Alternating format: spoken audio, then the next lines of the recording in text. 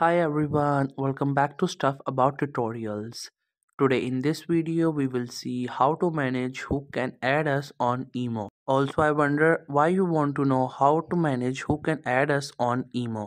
It is because you don't want any random person to add you on email because you think it could harm your privacy and could make your account less secure. So you want only those people who knows you and you know them to add you on their account or whatever the reason it could be for you. So in this video I'll show you how easily you could do it. Also I will try to leave written instructions in the description so you can check that as well. First, you have to make sure you have already installed Emo app from Google Play or App Store.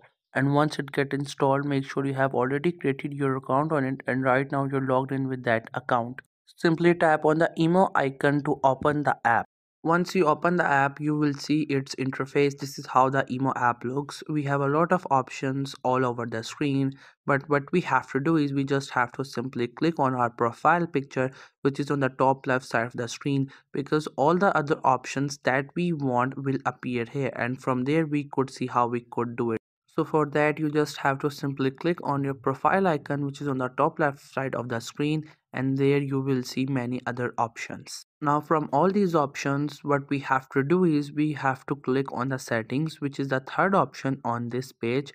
This one, you just have to simply tap on it so we could get into the settings. Once you get into the settings, you will again see many different options. So here all these options has a purpose that it performs. So for that we have to click on privacy, which is the third option on this page.